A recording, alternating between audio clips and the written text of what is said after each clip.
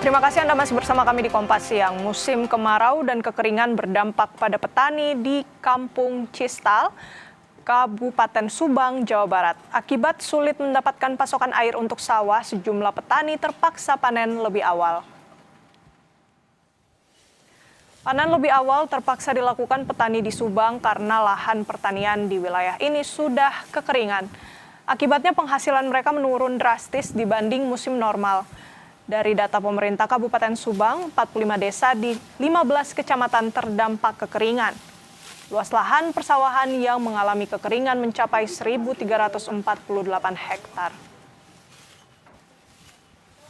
Ini kurang air. Kurang air.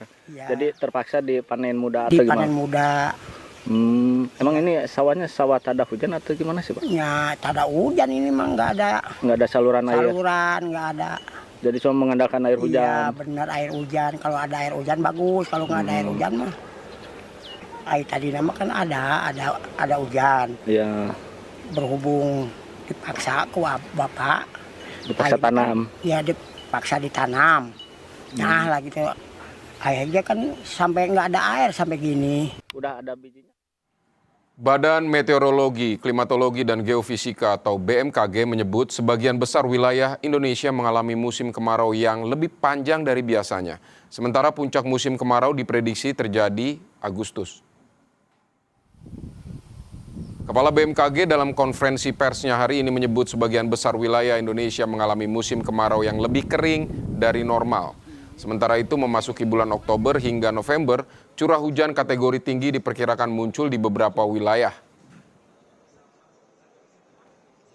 Untuk puncak musim kemarau tahun 2026 diprediksi umumnya terjadi pada bulan Agustus ya, atau 48,84% luas daratan Indonesia, dan di bulan September atau 25,41% luas daratan Indonesia. Sebagian besar wilayah Indonesia diperkirakan mengalami musim kemarau yang lebih kering dari normal dengan 437 zona musim atau 48,77% luasan daratan Indonesia diprediksi memiliki durasi musim kemarau yang lebih panjang dibanding kondisi normal. Memasuki bulan Oktober hingga November 2026, curah hujan kategori tinggi mulai diperkirakan muncul di beberapa wilayah. Saudara, musim kemarau mengeringkan sumber air dan memaksa warga menempuh perjuangan panjang untuk mendapatkan air bersih. Di sejumlah daerah, setiap tetes air harus ditebus dengan perjalanan berat, kehilangan sumber mata pencaharian hingga terganggunya aktivitas belajar.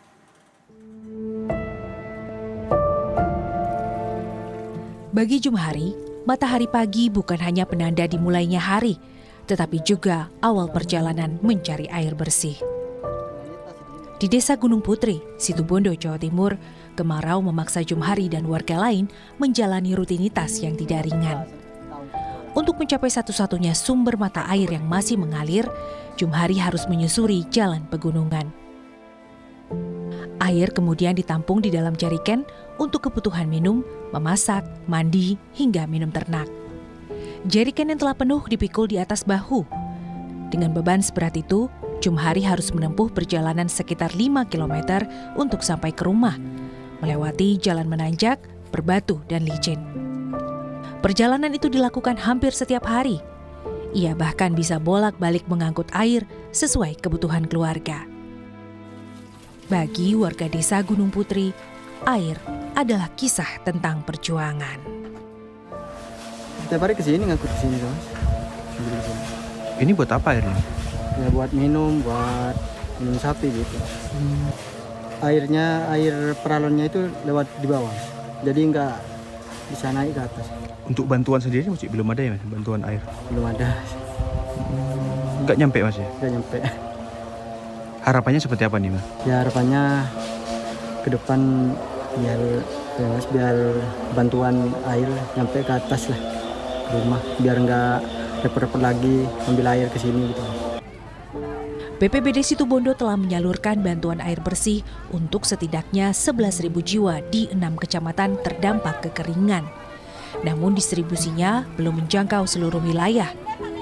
Di sejumlah lokasi di Desa Gunung Putri, warga masih harus mengandalkan langkah kaki mereka untuk mencari setetes air bersih. Bagi warga Dusun Kemesu, Kalurahan Semugih, Gunung Kidul, Yogyakarta, musim kemarau berarti satu hal, mengeluarkan biaya besar untuk membeli air bersih.